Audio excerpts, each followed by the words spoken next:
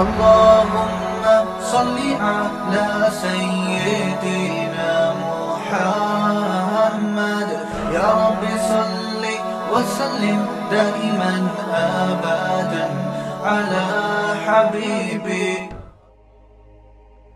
ایک خاتون کے داماد نے اس کی بیٹی پہ ہاتھ اٹھایا. غلط کام ہے, میں ہاتھ اٹھانے کو پروموٹ نہیں کرتا, کہیں آپ یہ سمجھیں گے شوہروں کو چاہیے بیویوں کو ماریں, ایسا نہیں ہے.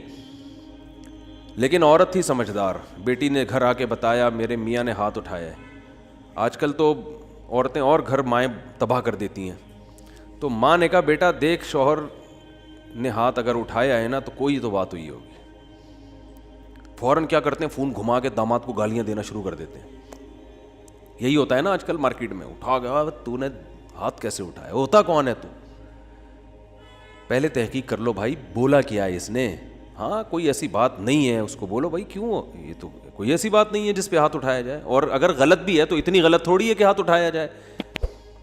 تو بس جذباتیت کا شکار ہیں, افراط و تفریط ہے, پولائٹ بننے کے چکر میں سارا بیڑا غرق ہو رہا ہے. صحیح ہے نا, یہ اسلام کے اخلاق نہیں ہے. ہر چیز بیلنس ہے اسلام میں, ہر چیز.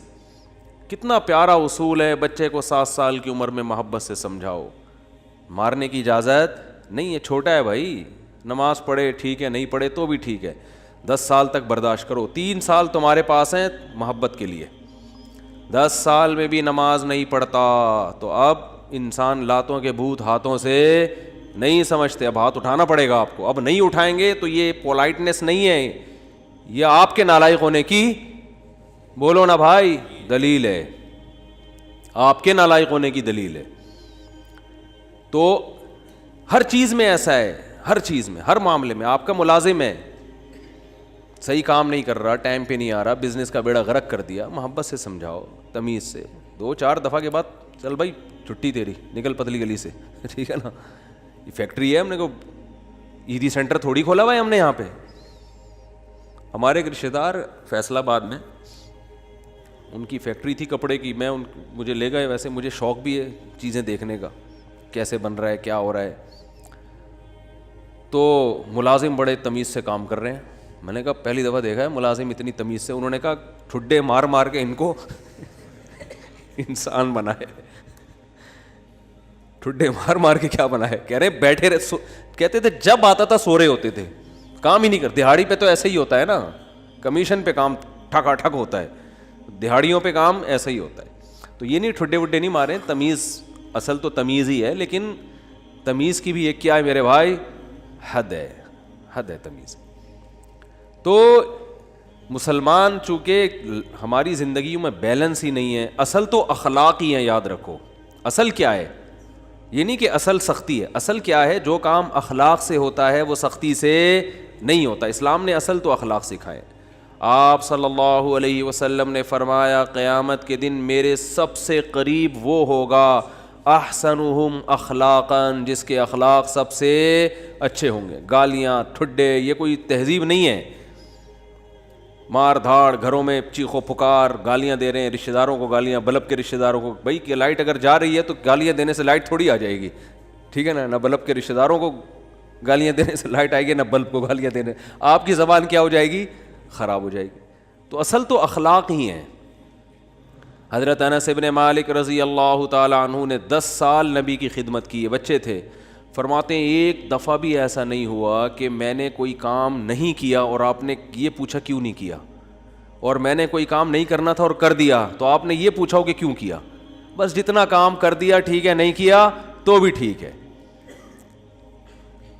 نبی صلی اللہ علیہ وسلم نے حضرت انس بن مالک کو ایک دفعہ کسی کام سے بھیجا. وہ بچے تھے, بجائے کام کرنے کے بچوں میں کھیلنے لگے جا کے.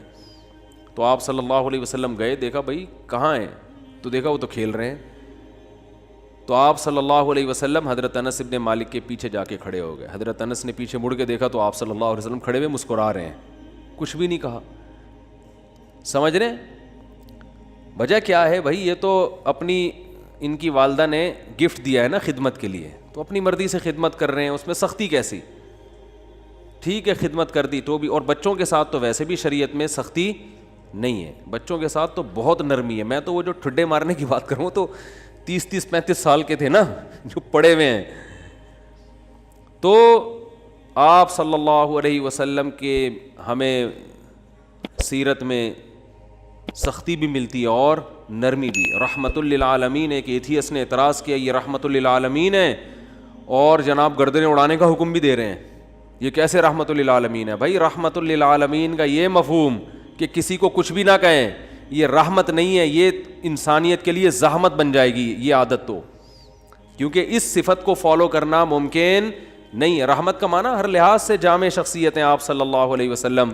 مشہور واقعہ کئی بار سنا چکا ہوں, دوبارہ سنا کے بس پھر آگے بڑھتا ہوں, کہ ایک شخص نبی صلی اللہ علیہ وسلم کی جاسوسی کر رہا تھا, گرفتار ہو گیا, تو آپ نے حکم دیا اس کی گردن اڑائی جائے. اب دیکھو گردن اڑانے کا حکم دینا بظاہر یہ رحمت کے خلاف ہے نا. ہم ہوتے ہم کہتے ہیں نہیں بھائی گردن کیوں اڑائی جائے, اسلام تو بہت وسیع مذہب ہے, ٹھیک ہے نا, اللہ بہت غفور رحیم ہے. آپ صلی اللہ علیہ وسلم نے حکم کیا دیا گردن, کیونکہ نہیں اڑائی تو یہ اپنے ساتھیوں کے ساتھ ناانصافی ہوگی. کل دوبارہ جاسوسی کرے گا, ہمارے ساتھ پہلے اپنے لوگ ہیں, لیکن اس نے اپنی 6 بیٹیوں کا واسطہ دیا کہ میری 6 بیٹیاں ہیں, میں 6 بیٹیوں کا باپ ہوں, آئندہ نہیں کروں گا. آپ صلی اللہ علیہ وسلم کو اس پہ ترس آیا اور آپ نے اس کو چھوڑنے کا حکم دے دیا. دوبارہ گرفتار ہو گیا, دوبارہ کمبخت جاسوسی کر رہا تھا. پھر اس نے اپنی 6 بیٹیوں کا واسطہ دیا, مجھے نہ مارے, میری 6 بیٹیاں ہیں. تو آپ نے کیا فرمایا, لا یلدغ المؤمن من جوہر مرتین, مسلمان ایک سوراخ سے 2 دفعہ نہیں ڈسا جاتا. حکم دیا اس کو مار دو, اس لیے کہ اس کی بیٹیوں کا خیال کریں یا اپنے ساتھیوں کا خیال کریں. کیسا بیلنس اس میں, اصل بتا دیا کہ اصل رحمت ہے. ایک روایت میں آتا ہے تخلقوا باخلاق اللہ, اللہ کی صفات اختیار کرو. اللہ کی صفت کیا ہے؟ جود و سخاوت ہے اس میں. اللہ کیا ہے؟ غیرت والا ہے. تو ہمیں بھی اپنے اندر کیا پیدا کرنی ہے؟ غیرت. تو اللہ کی صفت یہ ہے کہ قرآن حدیث میں آتا ہے کہ جب اللہ نے اس کائنات کو بنایا تو آئندہ کن اصولوں پہ یہ کائنات چلے گی, وہ اصول اللہ نے پہلے لکھ دیے. جب کوئی ملک وجود میں آتا ہے تو آئین پہلے بنتا ہے نا. کیا ہو گیا بھائی جان؟ آئین پہلے بنتا ہے, اس کے بعد اس آئین کے تحت قانون وضع ہوتے ہیں. تو اللہ نے سب سے پہلے جو چیز پیدا کی وہ قلم. حدیث میں یہ ہمیں سمجھانے کے لیے مثالیں دی گئی ہیں. اول ما خلق اللہ القلم, سب سے پہلی چیز جو اللہ نے پیدا کی وہ کیا ہے؟ قلم. کائنات کو بنانے کے بعد, تاکہ جو کائنات جن اصولوں پہ چلے گی نا وہ اصول, وہ آئین پہلے سے طے ہو جائیں کہ اس آئین کے تحت چلے گی. اور اللہ نے سب سے پہلی چیز قلم بنا کے اسے حکم دیا لکھ. ٹھیک ہے نا, کیا حکم دیا؟ بولو نا, لکھ. تو پہلا اصول لکھا, سبقت رحمتی علی غضبی, میری رحمت میرے غصے پر غالب رہے گی. کیا پیاری بات اللہ نے ہم لوگوں کے لیے لکھ دی, جس کی وجہ سے آج ہم بچے ہوئے ہیں. یعنی جہاں غصے اور رحمت میں ٹکراؤ ہوگا تو رحمت کیا ہوگی؟ رحمت کا گراف ہمیشہ اوپر رہے گا. اللہ یہ بھی لکھ سکتے تھے کہ میرا جو غضب ہے وہ ہوگا ہی نہیں, میرا غضب ہوگا ہی نہیں, ہمیشہ کیا رہے گی؟ رحمت. رحمت ہی رحمت کے اصول پہ چلے گی, غضب نہیں ہوگا. تو پھر لوگ پیغمبروں کی نہیں مانتے. قوم عاد, قوم سمود تباہ نہ ہوتی, قوم لوط تباہ نہ ہوتی, فرعون سمندر میں غرق نہ ہوتا پانی میں, اور آگ میں نہ جلتا, اور جہنم نہ ہوتی. تو اللہ نے یہ نہیں لکھا کہ میرا غضب ہوگا ہی نہیں, بلکہ اللہ نے لکھا کہ غضب بھی ہوگا, رحمت بھی. لیکن رحمت اور غضب میں جب ٹکراؤ ہوگا نا تو رحمت کو کیا کروں گا؟ غالب کروں گا. جیسے کوئی گناہگار جب توبہ کرتا ہے تو اس کی توبہ کا تقاضا ہے کہ معاف کیا جائے, سابقہ گناہوں کا تقاضا ہے کہ معاف نہ کیا جائے. تو جب ٹکراؤ ہوگا تو رحمت کو اللہ کیا کر دیں گے؟ غالب کر دیں گے. رحمت کو اللہ ہمیشہ غالب کریں گے. تو یہی نبی صلی اللہ علیہ وسلم کی بھی صفت کہ جب رحمت اور غضب میں ٹکراؤ ہوتا تو آپ صلی اللہ علیہ وسلم کی صفت رحمت کیا ہوتی؟ ہمیشہ غالب ہوتی. اس کی بہت ساری مثالیں ہیں. مشرکین مکہ نے کتنا ستایا. جب مکہ فتح ہوا تو آپ نے فرمایا لا تثریب علیکم الیوم, سب کو معاف کر دیا, ضرورت نہیں ہے تلوار چلانے کی. بھائی اب ان کو قتل کر کے کیا ملے گا ہمیں, ضرورت نہیں ہے. جو اللہ نے ہمیں غلبہ دینا تھا وہ دے دیا ہے. تو نہیں تلوار چلائی آپ صلی اللہ علیہ وسلم نے, بلکہ مشرکین کے جو سردار تھے ان کو الگ سے عزت دی آپ صلی اللہ علیہ وسلم نے. لیکن جہاں یہ جو جاسوس پکڑا گیا تو اس میں بھی معافی مانگی, 6 بیٹیوں کا حوالہ دیا. جب 6 بیٹیوں کا حوالہ دیا تو بیٹیاں ہونا اس کی علامت ہے کہ باپ پہ کیا کیا جائے, رحم. بیٹیوں کا کون پوچھے گا بعد میں. جاسوس ہونا اس کا تقاضا کرتا ہے کہ گردن اڑائی جائے. تو یہاں بھی رحمت اور غضب کیا ہو رہے ہیں, بولو بھائی, ٹکرا رہے ہیں. اس لیے آپ صلی اللہ علیہ وسلم نے کیا حکم دیا, چھوڑ دو. بیٹیوں کا واسطہ دے رہا ہے. دوبارہ جب پکڑا گیا ہے تو اب بھی اگر چھوڑنے کا حکم دے دیا جاتا تو اس کا مطلب صفت غضب ہے ہی نہیں. اور یہ بہت خطرناک چیز ہے کہ آپ کے اندر غضب کی اور انتقام کی صفت ہی ختم ہو جائے, انتقام لیس ہو جائیں. اس کا مطلب آپ قوم کے لیڈر نہیں بن سکتے, آپ قوم کو گائیڈ نہیں کر سکتے, آپ قوم خود بھی ڈوبو گے, قوم کو بھی ڈبو دو گے, آپ برباد ہو جاؤ گے. تو میں یہ اتنی ڈیٹیل میں اس لیے بیان کر رہا ہوں کہ یہی چیز ہمیں بھی اپنانے کی ضرورت ہے. اصل پیار ہے, اصل محبت ہے, اصل رحمت ہے, اس کو غالب رکھنا ہے ہمیشہ. لیکن انتقام لیس بولو نہیں بن جانا, غضب لیس بولتے کیوں نہیں, کیا ہو گیا, نہیں بننا ہے. ایسا نہیں ہو جانا کہ اتنے میٹھے کے جو بھی چائے نگل لے کھا کے. تو یہ جو علماء پہ لوگ اعتراض کرتے ہیں وہ یوں نہیں کیا تو ان کو غصہ کیوں آ گیا, کھڑے کھڑے سنا کیوں دی, یہ تو بھائی آدمی ہے, روٹی کھائیں گے تو غصہ آئے گا. اور اگر اتنے میٹھے کہ جو مرضی کرتا رہے غصہ ہی نہ آئے تو ایسا نہیں ہوتا. پیغمبروں کو نہیں غصہ آیا. حضرت موسیٰ علیہ السلام کلیم اللہ, صحیح ہے نا, ان کا جلال کیا تھا, مشہور تھا, کلیم اللہ تھے. کیسا جلال کے واقعات ہیں. حدیث میں آتا ہے کہ موت کا فرشتہ حضرت موسیٰ علیہ السلام کے پاس آیا انسانی شکل میں. حضرت موسیٰ نے پوچھا کیسے آنا ہوا, ٹھیک ہے, کہا موت کا فرشتہ ہوں, آپ کی روح قبض کرنے آیا ہوں. حضرت موسیٰ نے ایک کھینچ کے تھپڑ لگا, اتنی زور سے مارا ان کی آنکھ نکل کے گر گئی نیچے. وہ اللہ کے پاس گئے, اللہ اپنے کس بندے کے پاس بھیجا ہے تو نے مجھے, ہے بھائی. پتہ نہیں حضرت موسیٰ کو غصہ کس بات پر آیا, اسٹائل ان کا ایسا ہوگا, ہے بھائی, یا کیا وجہ, وہ تو حضرت موسیٰ ہی جانتے ہیں. ظاہر ہے پیغمبروں کو ناحق غصہ نہیں آتا, لیکن اللہ بس ایک حضرت موسیٰ کی جو جلالی صفت ہے نا اس کا اظہار کرنا چاہتے تھے کہ دشمنوں کو کہ ان سے بچ کے رہو, ٹھیک ہے, انہوں فرشتے کے تھپڑ لگا دیا تو تھوڑا سا احتیاط رکھو ان سے. تو اصل کیا ہے میرے بھائی, اصل محبت ہے. یہ میں اس لیے بتا رہا ہوں کہ بعض لوگ الٹی کوالٹی ہوتی ہے ان کے اندر. اصل غصہ ہے, جب دیکھ لیں غصہ جاری نہیں ہو رہا تو پھر تمیز پہ آ جاتے ہیں وہ, ٹھیک ہے نا. شروع میں کیا کرتے ہیں, غصہ اور مار دھاڑ اور گالیاں یہاں سے شروع کرتے ہیں پہلے, یعنی آپشن یہ ہوتا ہے ان کا. اگر اس سے بندہ قابو میں نہیں آیا تو ان کو اندازہ ہو جاتا ہے یہ قابو میں آنے والا نہیں ہے, پھر وہ کس سے بات کرتے ہیں, تمیز سے بات کرتے ہیں. بالکل اس کی مثال ہے, ایک آدمی نے کسی کے چاقو رکھا, بولا تیری جیب میں جو کچھ ہے نکال دے, اس نے ٹیٹی نکال دی, ٹھیک ہے. اب یہ کہہ رہے تیری جیب میں جو کچھ ہے نکال دے, ٹھیک ہے. یعنی سامنے والا اگر آپ سے بھی بڑا فنٹر نکل آیا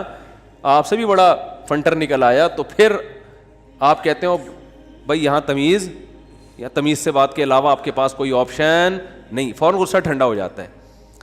تو یہ غلط ہے.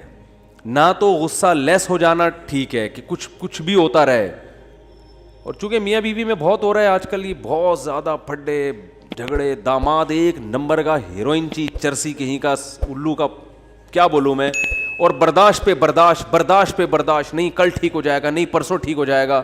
وہ بھائی نہیں ٹھیک ہوگا, یہ چھوڑ دو اس کو. نہیں جی اللہ کی رحمت بہت بڑی ہے, ہو سکتا ہے ٹھیک ہو جائے. بھائی اللہ کی رحمت بڑی ہے اس کا یہ مطلب ہے ہی نہیں. اس کا مطلب ہے کہ چھوڑ دو تو اللہ کی رحمت بڑی ہے, کوئی دوسرا دلا دے گا اللہ. جب ثنا خان کو مفتی انس مل سکتے ہیں اور مفتی انس کو ثنا خان مل سکتی ہے, تو اس کا مطلب کسی کو کسی بھی ٹائم پہ کچھ بھی مل سکتا ہے. دو انتہائیں ہیں نا, ایک مولوی اور ایکٹریس کی آپس میں شادی ہو گئی, تو اس کا مطلب کسی کی کسی بھی ٹائم پہ کسی پہ بھی شادی ہو سکتی ہے. رشتوں کی کمی مارکیٹ میں نہیں ہے. تو ایسے ایسے الٹے الٹے لوگوں کو لوگ برداشت کر رہے ہیں کہ ہو سکتا ہے کل ٹھیک ہو سکتا ہے. بھائی ایک حد ہے, حد ہر چیز میں کیا ہے, ایک لمٹ ہے. اولاد بگڑی ہوئی ہوتی ہے, میں والدین کو کہتا ہوں بھائی اپنے بیٹے کو ایک حد تک تربیت کرو, نہیں آ رہا نا قابو میں, نکلو. بولو پتلی گری سے سامان گھر سے اٹھا کے کیا کرو, نکلو. زیادہ نہیں بدماشی ہے, تیرے باپ کا گھر ہے, تیرا گھر نہیں ہے.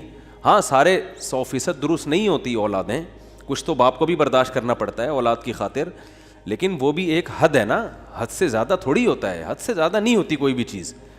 پھر اس میں ایک اصول یہ بھی ہے کہ یہ دیکھا جائے گا بڑا نقصان کس میں. لوگ کہتے ہیں اگر تعلق ختم کیا تو یہ ہو جائے گا, یہ ہو جائے گا. بھائی تعلق ختم کیا تو یہ ہو جائے گا, نہیں کیا تو یہ ہو جائے گا, تو دونوں میں پلس مائنس کیا کرو کہ زیادہ نقصان کس میں. ہمیشہ اس اصول پہ زندگی گزرتی ہے. یاد رکھو دنیا میں سارے فائدے کی چیزیں کبھی بھی حاصل نہیں ہوتی, ہر کام کے کچھ سائیڈ افیکٹ ہوتے ہیں. عقل مند آدمی یہ دیکھتا ہے کہ سائیڈ افیکٹ زیادہ ہیں یا اس کے بینیفٹس زیادہ ہیں. اس اصول پہ زندگی گزاری جاتی ہے. اگر اس اصول پہ زندگی نہیں گزارو گے ساری زندگی کبھی کوئی فیصلہ آپ سے ہوگا ہی نہیں. سمجھ رہے ہو کہ نہیں سمجھ رہے؟ ساری زندگی کنفیوز رہو گے اور کبھی کوئی فیصلہ آپ سے ہوگا ہی نہیں. ہمیشہ اس اصول پہ زندگی گزرتی ہے کہ یہ کام کرنے میں بھی نقصان, نہ کرنے میں بھی, کرنے میں زیادہ یا نہ کرنے میں زیادہ. اس کو پلس مائنس کر کے فوراً رپورٹ مارکیٹ میں لایا کرو, ٹھیک ہے نا, اور رپورٹ خود تیار کرو, کرنا ہے بھائی کہ یہ سائیڈ افیکٹ ہیں اس کے, تو یہ برداشت کریں گے. جیسے اینٹی بائیوٹک ہے, کچھ سائیڈ افیکٹ ہوتے ہیں, اب ہوتے ہیں تو ہوتے رہیں, کیا خیال ہے؟ تو میں یہ عرض کر رہا تھا کہ اللہ تعالیٰ کا کیا اصول ہے. اللہ تعالیٰ نے بھی کتنی بڑی اللہ کی رحمت, لیکن اللہ نے اس کا ایک اصول اور ضابطہ بنا دیا کہ آخرت میں اس کو نہیں بخشوں گا جو مجھے نہیں مانے گا یا میرے ساتھ شرک کرے گا, کچھ بھی ہو جائے, چاہے پیغمبر کی سفارش کیوں نہ آ جائے, بلکہ پیغمبر پر پابندی لگا دوں گا کہ آپ کو ان کی سفارش کی اجازت نہیں ہے. تو یہ بہت بھائی, اس سے پتہ چلتا ہے ایمان بہت بڑی نعمت ہے. آج مسلم گھرانوں میں بات بات پر ایمان سے ہاتھ دھو بیٹھتے ہیں.